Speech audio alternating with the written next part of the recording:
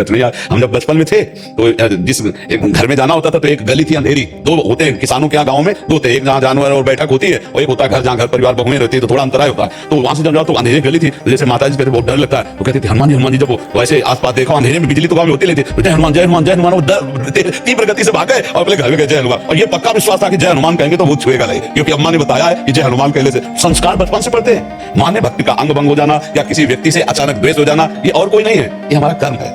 अगर हम कर्म संभाल ले तो सब ठीक हो जाए। तुम तो बच्चा घर में रहते होगे, हम इस स्मशान में रहे गंगा किनारे, और जवान बचपन से 13 वर्ष से घूमते, हमको कभी हमारे दिमाग में भूत चढ़ा और ना कभी कोई तंत्र मंत्र चढ़ा। खूब स्मशान में ऐसे कुत्ते लाफ नोच कर गांव में संस्कार कम करते, गंगा में प्रोवाइड कर देते थे। अब तो नियम भी लग गए हैं कि आप ऐसे नहीं प्रोवाइड कर सकते, पहले ऐसा कोई नियम नहीं था, 40-45 वर्ष पहले ऐसे फेंक दिए जाते तो कुत्ते घसीट लाते थे नोच, तो गंगा किनारे रहते थे। वो सब दृश्य का एक कुछ नहीं बचा। अपना कर्म खराब है तो हर जगह कदम कदम पे परेशानी, और अपना कर्म अच्छा है तो इस स्मशान में भी कहीं कोई भूत नहीं मिला, समझो इस स्मशान में भी गंगा किनारे रहने पर कोई भूत लेगा। इसलिए हमें लगता है नाम जप करो और भगवान का स्मरण करने से सब ठीक हो जाता है। और वैसे भी हनुमान चालीसा में लिखा है भूत पिशाच निकट नहीं आवे, महावीर जब नाम सुना है। हाँ, जिस समय भगवान के महाभागवत से हनुमान जी का स्मरण कर भूत पिशाच इसी जन्म में भुगतना पड़ेगा, अगले जन्म में भुगतना पड़ेगा। एक ही जन्म में पूरा करता है तो भजनानंदी करता है, जो खूब भजन करके भगवान का उसका हिसाब पूरा होता है, सबका थोड़ी रहता है।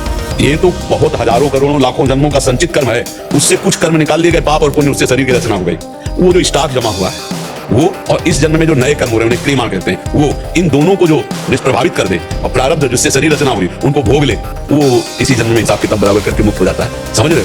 और नहीं तो पुनरपि जननम पुनरपि मरणम पुनरपि जननी जठरे शयनम, ये जो इस जन्म में भोग मिला कुछ कर्मों का हिसाब किताब है, पूरे कर्मों का हिसाब किताब नहीं। जैसे पूरे कर्मों का हिसाब किताब तो फिर न्यायालय में होता है और लाठी फ्री में चलती है, नहीं? जैसे चोरी किए, गंदी बात किए तो थप्पड़ आ गए, डंडा चला, ये तो फ्री में है।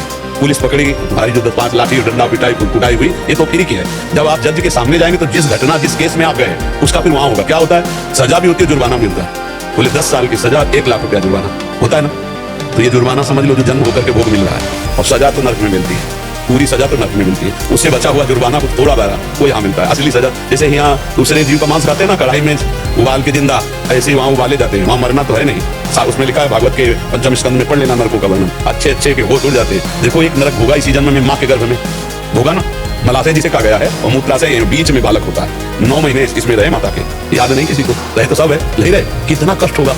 राज्य को होता है कि मेरे देश भर में 60 से ज्यादा आश्रमों में बुजुर्गों की सेवा करते हैं। सुंदर, आपको बार बार नमस्कार प्रणाम, क्योंकि हम इस बात को बहुत हृदय से सपोर्ट करते हैं कि जैसे किन बूढ़ों लोगों को घर से निकाल दिया गया है, ये जो विक्षिप्त मानस हैं, ये जो अपंग लोग हैं, जो जिनकी असुविधा है, जो रोड फुटपाथ में ऐसे पड़े रहते हैं, इन लोगों को ले जाना, उनको स्नान कराना, उनको दवा देना, उनको भोजन देना, उनके वास की व्यवस्था करना बहुत उत्तम बात है जी। कभी कभी ऐसा भी हो जाता है, शंख कीड़े होते हैं प्रभु जी के शरीर में, शंख कीड़े होते हैं, उनके पास कोई नहीं जाता है, लेकिन फिर भी हम लोग की अपनी मेडिकल टीम उनके पास हम पहुंचते हैं, उनको भी हम लोग ले जाते हैं। भरपूर सेवा परमात्मा मान हम से। हाँ, नहीं, हम इसीलिए सबसे पहले आपको नमस्कार किया, क्योंकि बिना स्वार्थ के और रोड में पड़े हुए तड़पते हुए लोगों की सेवा करना। अच्छा, अब ये सेवा अकेले तो होगी नहीं, एक समुदाय है और उसके लिए सबको जुड़ना चाहिए, और जुड़ते भी हैं लोग। उस अर्थ का प्रयोग अपनी वासनाओं की पूर्ति के लिए ना करके यदि ऐसे लोगों की सेवा में किया जाता है तो प्रणाम योग्य है, पर हित सरिस धर्म नहीं भाई। अगर दूसरे का हित किया जाए, भले हम मांग के पैसा से करें, भले हमारे पास नहीं, हम लोग नहीं मांगते, हम लोग किसी से नहीं मांगते, सिर्फ ठाकुर जी के हम लोग चिट्ठी लिख देते हैं और हमें पूरा हो जाता है। तो ठीक है, मांगो किसी से भी मांगो, लेकिन हमारा मतलब भाव ये है कि अगर हमको दूसरे के सुख देने के लिए हमको यदि मांगना भी पड़े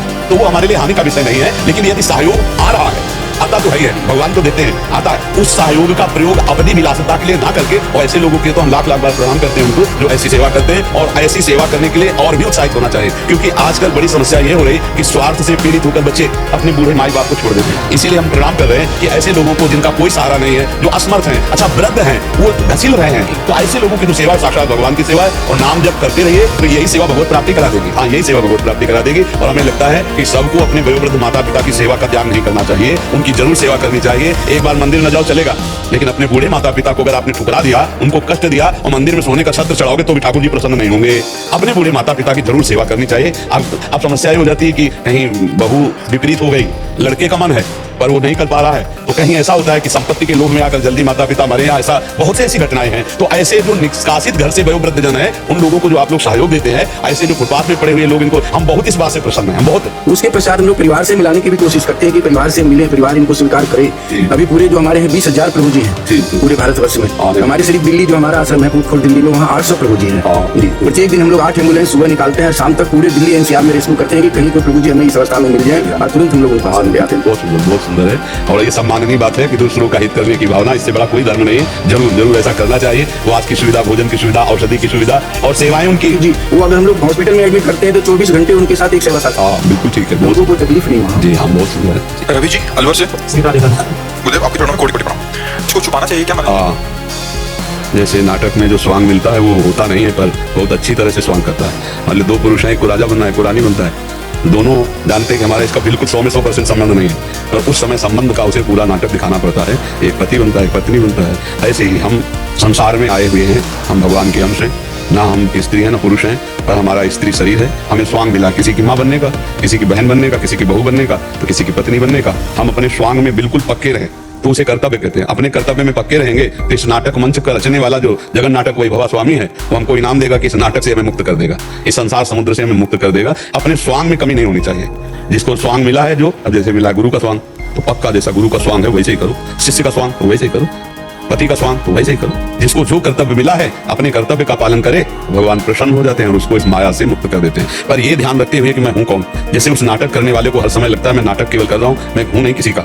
ऐसे ही समझना चाहिए कि मैं भगवान का हूं, मेरे तो गिरधर गोपाल, दूसरों न कोई। अब नाटक करने के लिए पति है, पुत्र है, परिवार है, तो ये किसी को बताए नहीं कि मैं नाटक कर रहा हूँ। वैसे ही व्यवहार करे। देखो सत्य का प्रतीत होने लगता है तभी अच्छा कलाकार माना जाता है। भले ना हमको ऐसे ही रोल करना है कि एकदम, अगर हम पिता बने तो बिल्कुल पक्के पिता जैसा, भाई बने तो भाई जैसा रोल, पति बने तो पति जैसा रोल। पर अंदर से बातें होनी चाहिए कि ये सब नाटक है माया का। न यहाँ कोई पति है, या कोई पुत्र है, या कोई मित्र है। आए अकेले और जाएंगे अकेले, मिले बीच में है। तो ये नाटक बीच का है, पक्का समझो। आए अकेले और जाएंगे अकेले। जो हम कर्म कर रहे हैं, शुभ या अशुभ या भजन, वही हमको फल मिलेगा। हमारा कोई साथी यहाँ नहीं है। पर ये बात दिखानी नहीं है, अंदर यही रखना है कि हमको जो रोल मिला है वो हमें रोल करना है। अगर वो स्वांग सही नहीं करोगे तो चूक हो जाएगी, अपने कर्तव्य में चूक हो, और कर्तव्य में चूक हो गई तो फिर पूजा तुम्हारी ठीक नहीं। कर्तव्य ही पूजा है। नाम जप करते हुए, भगवत स्मरण करते हुए, अपने स्वरूप का ज्ञान रखते हुए कर्तव्य का पालन करे। भगवान ने कर्तव्य पालन पर बहुत जोर दिया है। अगर कर्तव्य पालन करोगे तो भगवान तुम्हें मुक्त कर देंगे इस माया से। तेसाम हम समुद्रता मृत्यु संसार सागरा, मैं उसे संसार समुद्र से मुक्त कर देता हूँ। नाम जप करो, अपने कर्तव्य का स्वांग करो। सत्य बात यह है कि हम किसी के नहीं हैं, हमारा कोई नहीं है। एकमात्र सब में भगवान है, सब भगवान के हैं, हम भी श्री भगवान के हैं। तो अब हमें जो जो रोल दिया गया है हम भगवत भाव से उसे करते हैं। ऐसा भाव ठीक है जी।